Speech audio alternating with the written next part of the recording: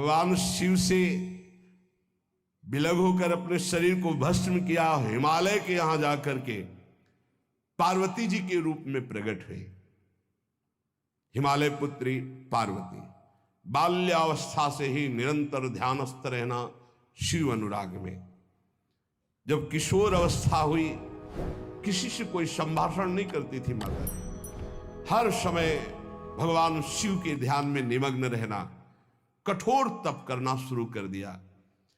जो बिल्व पत्र सूख कर गिर जाते थे, माताजी उसको अपने मुख में रख करके पा लेती। एक बिल्व पत्र, अपर्णा, शरीर सूखने लगा। माताजी का नाम अपर्णा। भारी तपस्या। भगवान शंकर को एकदम बोध हुआ कि सती का जन्म पार्वती के रूप में हिमालय के यहां हो चुका है और वो हमारे लिए कठिन तपस्या कर रही है।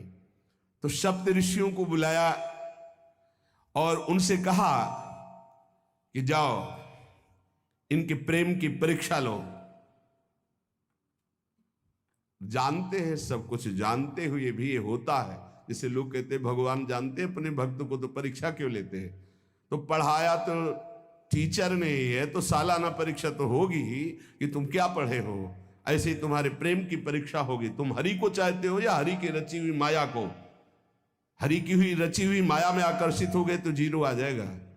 वो हरि की तरफ देखते रहे, माया से बच गए तो नंबर आ जाएंगे। 100 के 100 आते हैं, यहाँ 98 96 नहीं आते। 2 ही चैप्टर हैं, हरि पसंद कर रहे हो या हरि की माया।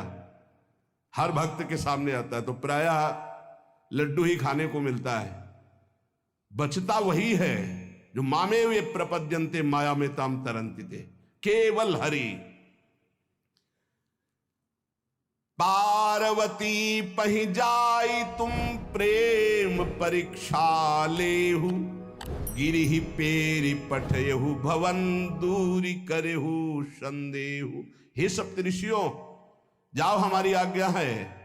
पार्वती की प्रेम की परीक्षा लो, यदि पास हो जाएं तो उनको तपस्या से निवृत्त करो। बोलो महादेव जी प्राप्त हो जाएंगे। जाओ भवन को चली जाओ, तपस्या की आवश्यकता नहीं।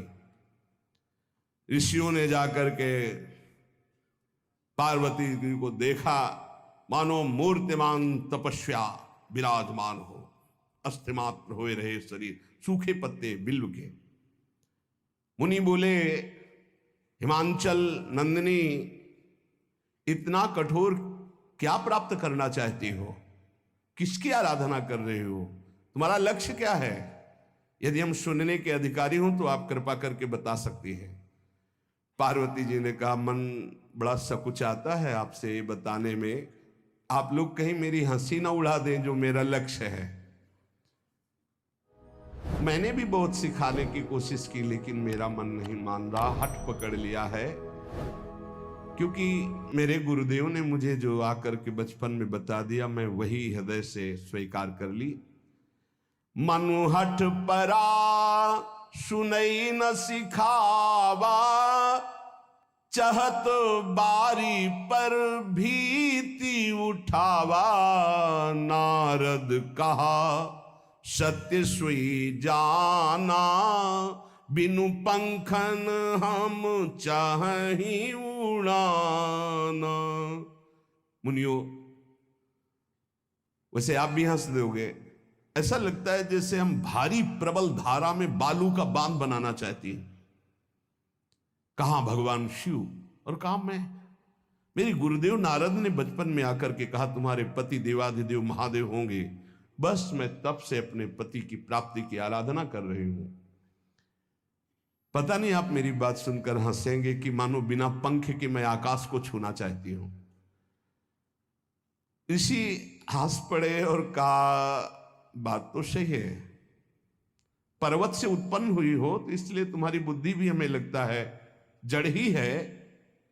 नारद के उपदेश से आज तक किसी का घर बसा है? नारद के उपदेश से किसी का घर बसा है? अरे जिस जिसका उपदेश किया उसको बैरागी बना दिया, गृहस्थी तो बनाया नहीं। नारद उपदेश सुनकर किसी का घर बसा हो ऐसा तक प्रमाण नहीं है। देखो दक्ष के पुत्रों को उपदेश किया, 10,000 एक को 1,000 एक, लौट कर नहीं आए, सब बैरागी बन गए। चित्रकेतु को उपदेश किया, घर चौपट हो गया। प्रहलाद जी को उपदेश किया, पूरा हिरण्यकश्यप का नाश हो गया। नारद सिख जे सुनहि नर नारी, अवसि होई तजी भवनु भिखारी। तुम्हारे गुरु नारद जी की जो सीख सुना बर्बाद हो गया, बाबा जी बन गया, भजनानंदी बन गया। वैसे हम बताएं, नारद जी हैं बड़े कपटी, ऊपर से साधु का चिन्ह है, अंदर से कपट। क्या कपट? उसके संसार का नाश कर देते हैं, भगवान से जोड़ देते हैं। मुझे नारद जी की बात कम समझ में आती है। ये उल्टा बोल रहे ऋषि परीक्षा के लिए, गुरु निष्ठा हटाने के लिए, समझ रहे हो? पार्वती जी ने कहा बचपन में मेरे गुरुदेव ने बता दिया, वही मैं। नारद जी की बात आज तक घर किसका? जो नर नारी नारद की बात सुने भवन त्याग करके भिखारी बन गया, प्रमाण है।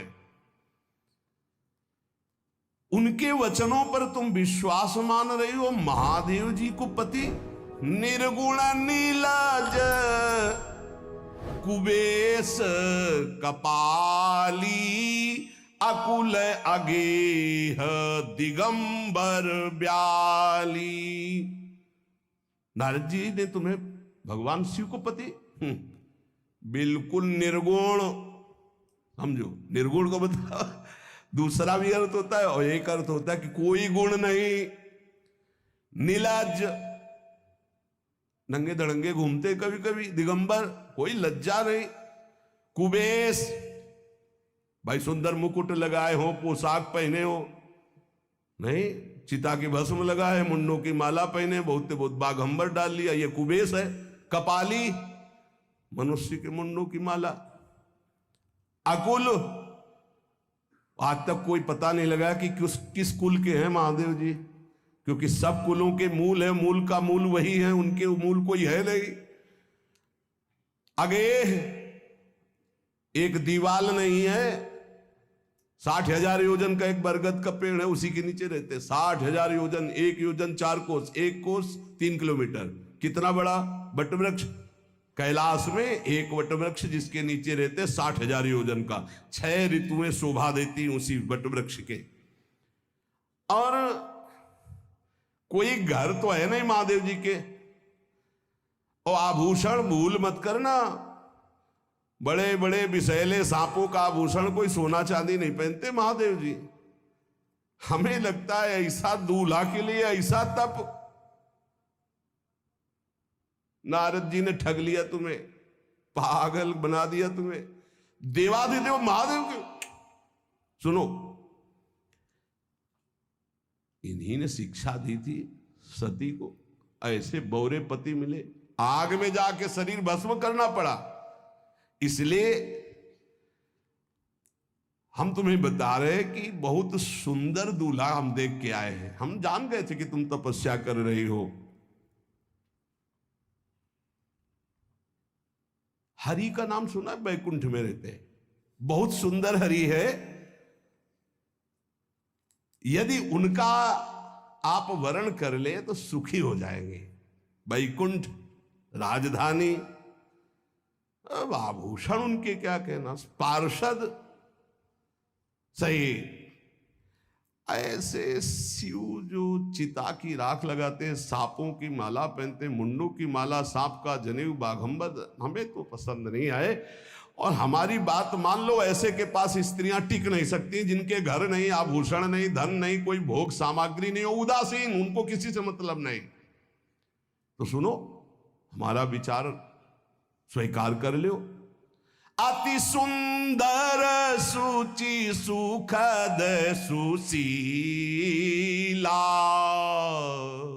गावहि वेद जासु जस लीला। असबर तुम्हि मिलावब आनी।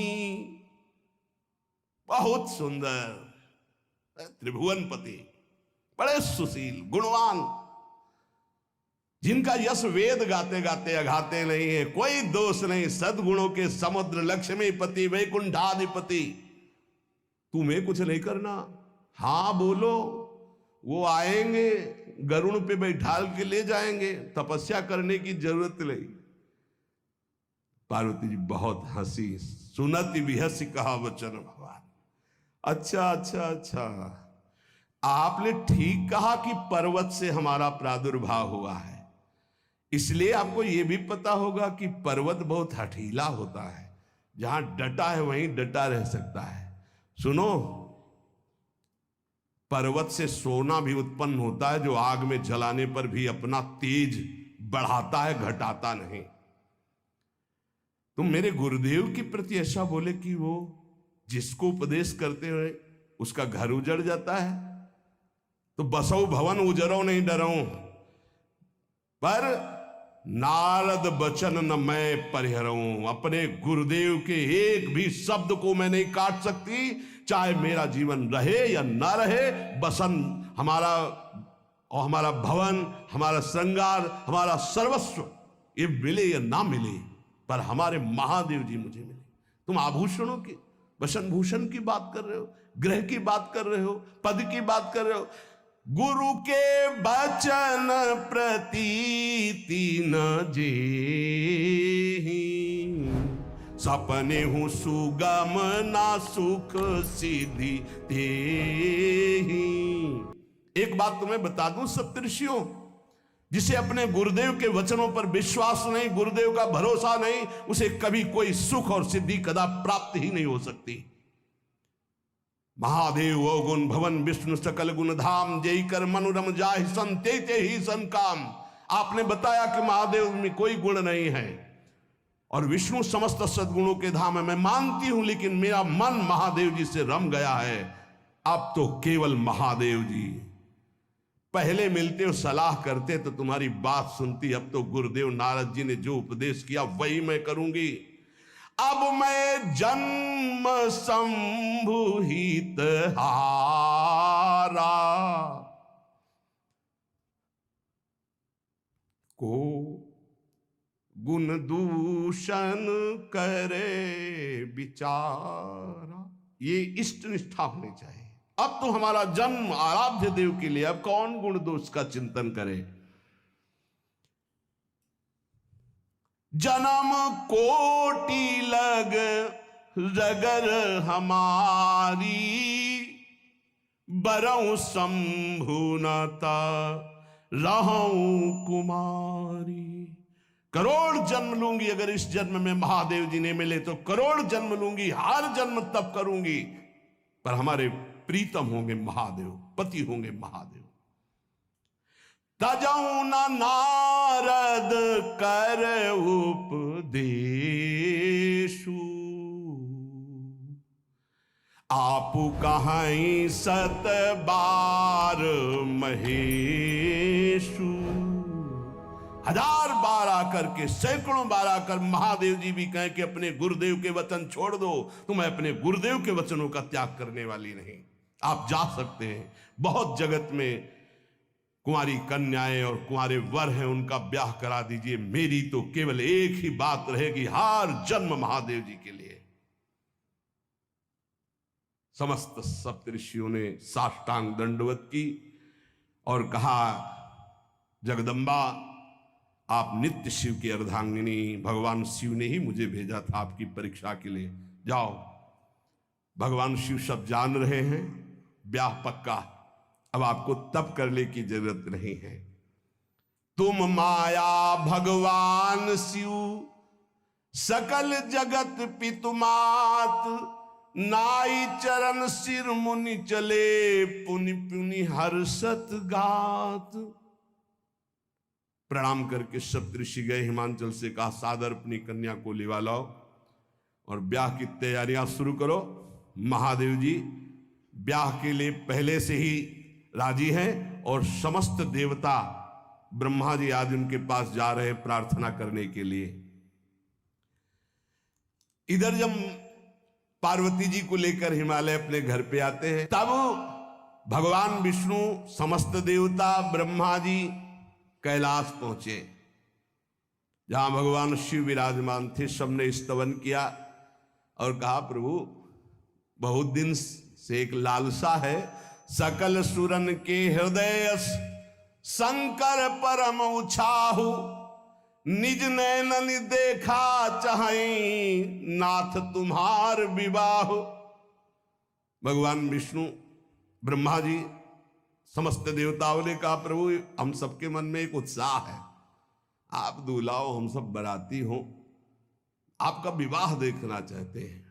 प्रभु ये उत्सव देख ले तो हमारा जीवन सार्थक हो गया, आप हां बोलो।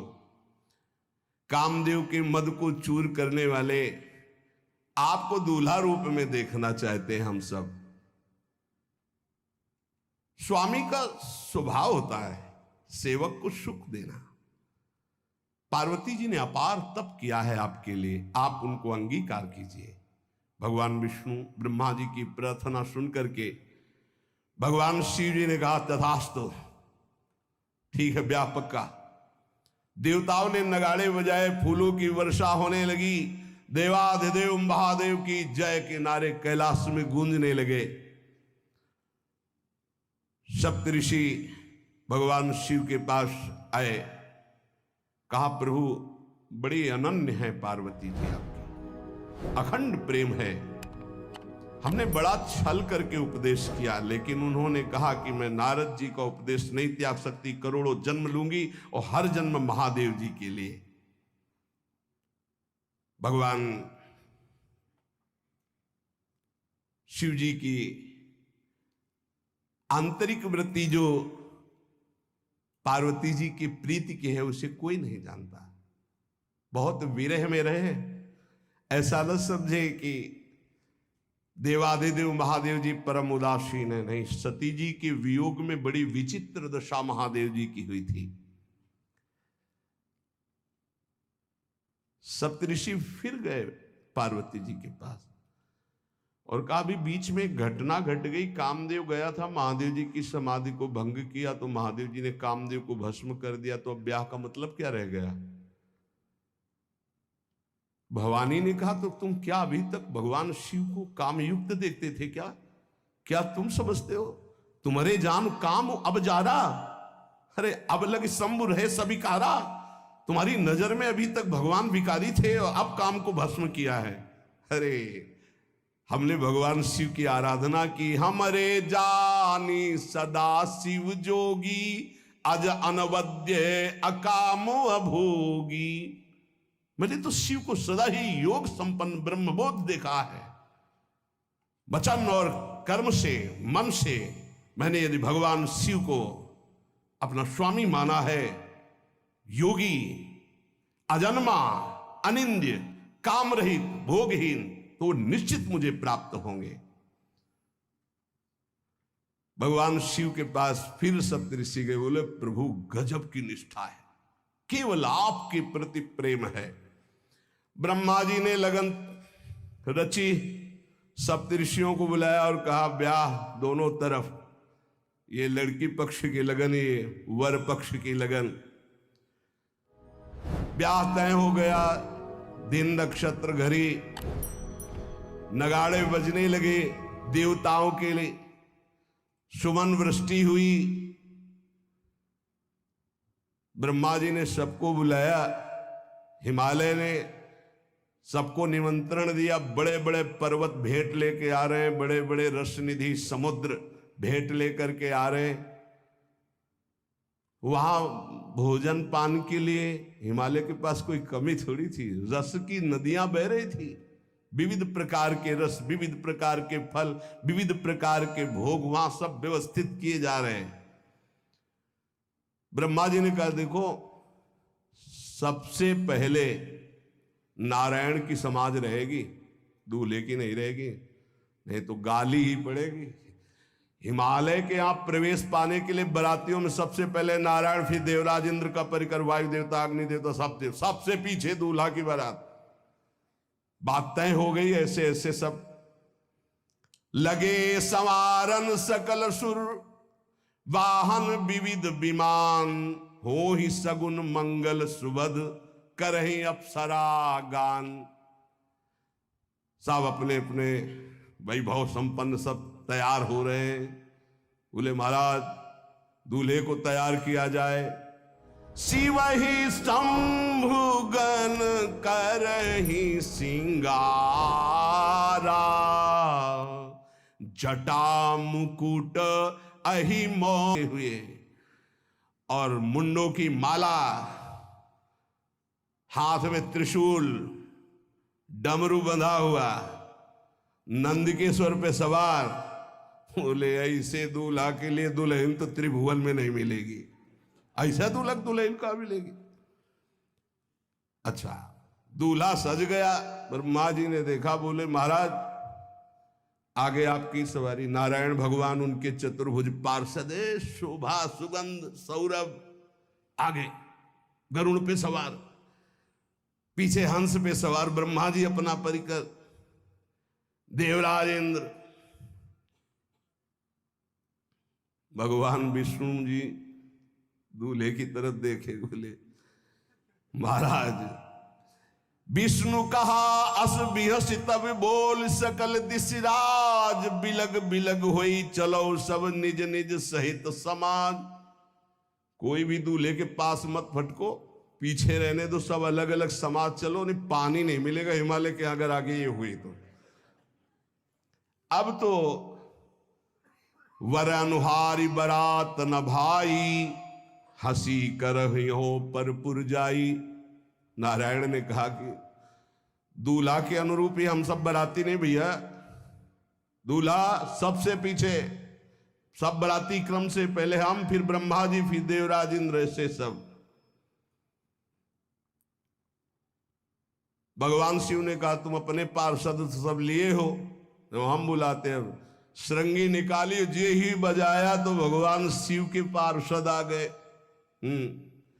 शिव अनुशासन सुनि सब आए, प्रभुपद जलज शीस तिन जय हो महाराज की आज्ञा करो। अरे बोले विवाह हमारा बहुत दिलों से आओ। घुचप्पा जैसे देखो ना, अगिया बैताल। हाँ अब कैसे शिव के बराती हैं, जरा ये आगे पार्टी तो निकल गई बंदनी। ये जो भगवान शिव ने बुलाया बरातियों को, अपने साथियों को मुखहीन विपुल मुख काहू, बिनु पद कर को बहुपद बाहू, विपुल नयन को नयन विहीना, रिष्ट पुष्ट को अति तन खीना। किसी के एक को मुख नहीं, केवल मांसई का पिंड है, और किसी के पूरे शरीर में मुख ही मुख है। किसी के एक भी हाथ पैर नहीं है, लुढ़कता चल रहा है, और किसी के बहुत से हाथ पैर हैं। किसी के नेत्र नहीं है, किसी के बहुत नेत्र हैं, बड़ा विचित्र। किसी के हड्डी हड्डी है तो कोई बहुत मोटा है, कोई बहुत पतला है। तनखीन को अति पीन, पावन को अपावन, गति धरे भूषण कराल, कपाल कर सब सद्य सोनित तन भरे। खरस्वान सुमर सुकाल, मुख गन भेष अगणित को गने, बहु जिनस प्रेत पिशाच जोगी, जमात वर्णत नहीं बने। पिशाचिनी खून लपेटे नाच रहे, भगवान शिव का विवाह। और भूत और किसी के सुअर के मुंह, किसी के कुत्ता के मुंह, किसी के गधा के मुंह, बड़ा विचित्र भेष भगवान के शिव के पास। नाचहि गावै गीत, कौन अप्सरा गंधर्व नहीं, परम तरंगी भूत हो, ऐसे बच रहा है। ये गान हो रहा, हड्डी हड्डी है भूत की, भगवान शिव के सामने नाच रहा है, गा रहा। कैसा शोभा होगी, खून लपेटे पिशाचिनी, अगिया बैताल, रोड लाइट अगिया बैताल, भगवान शिव की बारात। भूत प्रेत बड़े मौजियल, स्वामी का विवाह हो रहा है, खूब छिड़क कर नाच रहे, देख ले तो मूर्छा आ जाए। अब बनी है बारात, तो जस दूल्हा तस बनी बराता। बाजा कौन बाज रहे हैं? कोई गाल बजा रहा है, कोई मुंह बजा रहा है, वो बैंड थोड़ी बज रहे, कोई चीख रहा है। तो जैसे अलग अलग नहीं, तुरही बज रही, ये बज, वहां कोई बाजे नहीं, सब भूत है, भूत प्रेत पिशाचिनी ऐसे स्वर निकल रहे हैं। अब भगवान श्री चले नंदिके पर सवार होकर, जस दूल्हा तस बनी बराता। हिमालय बड़े उत्सव में है। देवाधिदेव महादेव जी की महिमा हिमालय की पत्नी से नारद जी ने सब सुना रखी है। अब तो जितने भी सुंदर सुंदर सब पदार्थ, सब व्यवस्थाएं, सब किए, हाथ जोड़े खड़े हैं। जगदम्बा जहां विराजमान है, वहां सिद्धियों की कौन सी कमी है?